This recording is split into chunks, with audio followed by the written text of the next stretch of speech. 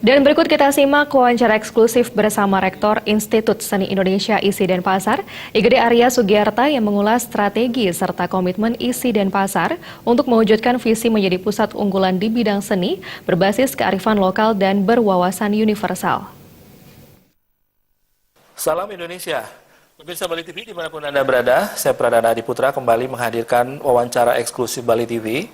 Dan kali ini kita akan berbincang-bincang seputar dunia pendidikan bersama salah satu pendidikan tinggi di Indonesia, khususnya di Denpasar, yang berfokus pada bidang seni dan budaya, yaitu bersama Rektor Institut Seni Indonesia Denpasar, yaitu Bapak Profesor Dr. Igede Arya Sugiarta Eskar M.Hum. Om Swastiastu, Bapak. Om Swastiastu, Pak. Sehat ya, Pak ya? Sehat, Pak. Baik, pemirsa, seperti yang Anda tahu bahwa kalau berbicara sejarahnya dulu, Bapak, ini ISI sebelumnya adalah ASTI, kemudian STSI dari tahun 1967 dan menjadi ISI tahun 2003. Ini kalau melihat dari visi ya, Bapak ya, ISI adalah ingin menjadi satu pusat unggulan di bidang seni budaya, kemudian berbasis kearifan lokal dan berwawasan universal. Nah, ini pastinya ada hal yang ingin dicapai oleh ISI, silakan disampaikan kepada pemirsa. Oke, terima kasih Pak Adi. Jadi sesuai dengan visi yang kita canangkan, yaitu menjadi pusat unggulan seni budaya berbasis kearifan lokal berwawasan universal. Itu kita tetapkan tahun 2005, jadi 2 tahun setelah ISI itu berdiri. Dan itu harus sudah kita capai tahun 2020 nanti. 3 tahun lagi itu sudah harus kita capai. Jadi dengan visi itu kita menginginkan pertama melahirkan sarjana seni yang unggul. Unggul dalam artian sarjana seni kita mampu mencipta, mampu mengkaji, mampu menyajikan seni itu dengan baik dan berkualitas. Nah kemudian selain unggul, kita juga menginginkan penelitian-penelitian kita itu benar-benar penelitian yang berguna bagi masyarakat. Penciptaan-penciptaan seni kita itu yang kreatif akan tetapi dia adaptif terhadap perubahan, mengikuti perkembangan zaman. Nah kemudian kita juga ingin melahirkan bagaimana ISI Denpasar ini menjadi pusat informasi seni budaya.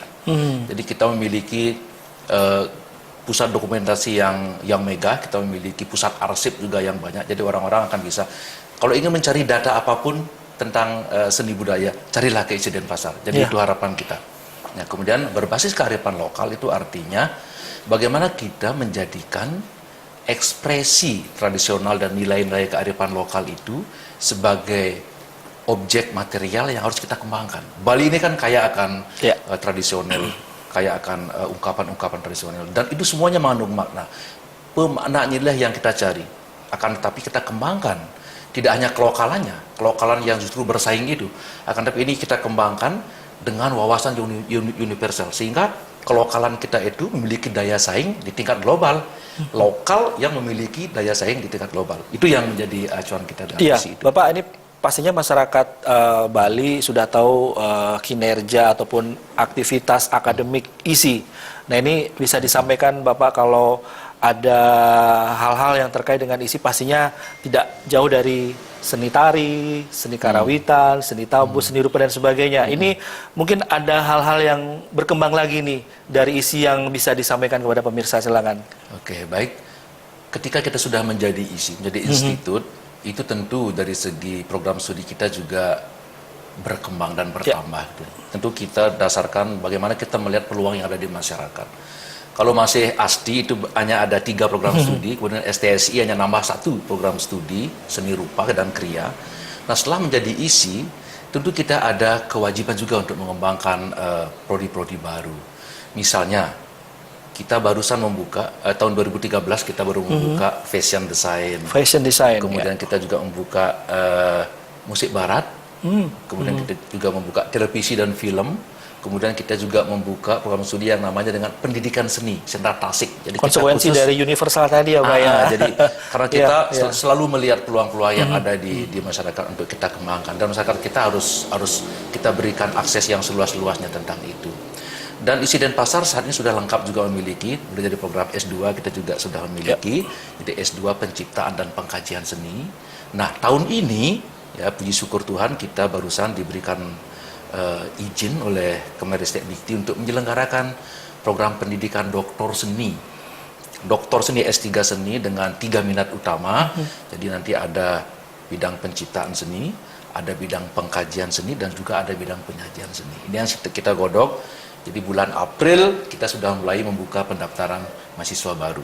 Jadi pastinya akan menambah animo masyarakat untuk bisa menekuni pendidikan di ISI ya Pak ya. Iya. Ini berbicara animo masyarakat seperti apa Bapak selama ini dari sejak berdiri, tren atau peningkatan penerimaan mahasiswa dan juga bagaimana menjaga kualitas pendidikan di sini Pak? Kita bervariasi dari segi animo. Tentu sebagaimana kita ketahui, kita juga memiliki prodi-prodi yang langka. Tapi bukannya tidak ada peminat, tapi karena memang langka. Contoh pedalangan. Oh, gitu. Pedalangan itu memang ya dari awal sampai sekarang cuma dapat mahasiswa 10, 15 kan, tapi bagi kita itu sudah cukup. Bukan berarti banyaknya mahasiswa yang menentukan kualitas. Karena yang pedalangan ini kan cukup rumit dari segi segala sesuatunya.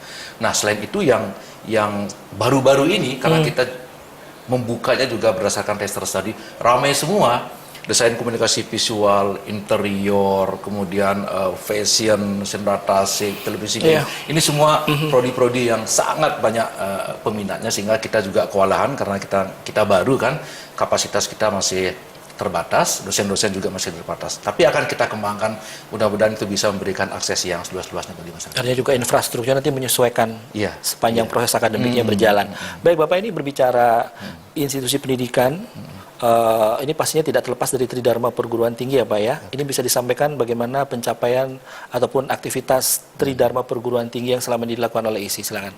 Terima kasih. Jadi selama ini kan kita dibingkai oleh 3 kegiatan utama ya. Pertama ada pendidikan, jadi proses belajar mengajar. Jadi kita dari tahun ke tahun kita memang berusaha untuk bagaimana agar proses belajar mengajar kita itu berkualitas. Selalu kita tingkatkan sarana pembelajarannya, kita tingkatkan lab-lab. Bahkan ini sekolah seni itu kan kalau labnya tidak bagus kan tidak baik ya, karena kita antara pembelajaran praktek dengan teori itu 50-50. Ya.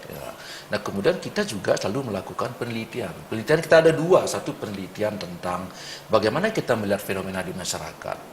Merekonstruksi seni langka gitu misalnya, itu merupakan salah satu lahan kajian kita. Kemudian juga kita memiliki penciptaan seni. Setiap tahun ratusan karya-karya seni dihasilkan oleh anak-anak kita.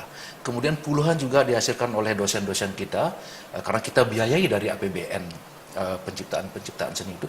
Belum lagi kita kerjasama dengan para stakeholder, Pemprov Bali misalnya, kemudian juga instansi-instansi yang lain. Sebenarnya ada kerjasama dengan pihak terkait dan kontribusi ISI untuk pemerintah Provinsi Bali, kabupaten kota juga, namanya tari maskot, banyak kita yang menciptakan. Nah, pengabdian pada masyarakat kita punya program rutin. Pertama ngayah ke desa-desa. Ini dari tahun ke tahun sejak zaman ASI tidak pernah kita tinggalkan. Kita memberikan kesempatan kepada masyarakat, memberikan arahan, memberikan bagaimana seni yang baik, bagaimana kita ajak masyarakat untuk bersama-sama tentang ISI Denpasar ini biar sama-sama masyarakat merasakan juga dengan kehadiran ISI itu di masyarakat. Baik, luar biasa ya Pak ya. Ini artinya masih terus berlanjut dan pastinya ditunggu selalu ini oleh masyarakat kontribusi ISI bagi mereka.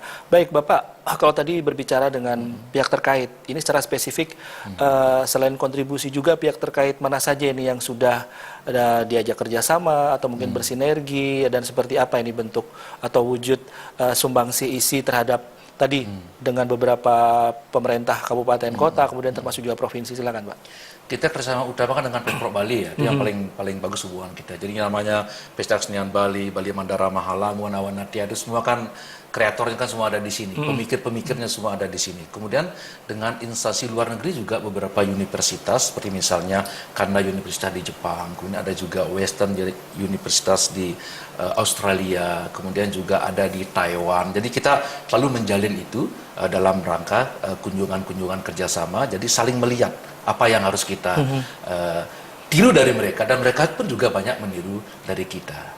Dengan KBRI di seluruh dunia juga kita banyak memiliki hubungan-hubungan, terutama dalam hal promosi budaya. Ya, karena memang dengan seni budaya hidup ini jadi lebih indah Pak ya. Baik, Pak Rektor, sebagai penghujung, apa yang ingin disampaikan kepada pemirsa Bali TV terkait juga tidak hanya ISI, tapi juga nanti apa yang akan sekali lagi sumbangsi ISI di bidang seni dan budaya ini? Silakan. Ya, kepada masyarakat saya menghimbau, jadi ISI Denpasar adalah milik bersama. Jadi kami sampaikan bahwa kita ini adalah sebuah lembaga yang memang khusus mengelola dalam bidang seni, kita mengundang jadi adik-adik kita, jadi yang mulai tamatan SMA ataupun yang sudah S2, sekarang kita juga punya S3, jadi kita harapkan bisa bergabung dengan kita, jadi bersama-sama untuk mengembangkan seni ini dengan skim pendidikan yang ada di ISI Denpasar. Baik, terima kasih Pak Rektor sudah berbincang-bincang ini di ruang kerjanya yang asik banget ini dengan nuansa seni. Sukses untuk ISI dan juga sukses buat Bapak. Terima kasih waktunya. Terima kasih banyak. Baik pemirsa Bali TV, demikianlah perbincangan kami dalam wawancara eksklusif bersama Rektor Institut Seni Indonesia atau ISI Denpasar, Bapak Profesor Dr. Igede Arya Sugiarto Eskar Hemhum. Semoga bermanfaat. Kami akhiri wawancara eksklusif Bali TV sampai di sini. Terima kasih atas perhatian Anda. Salam Indonesia.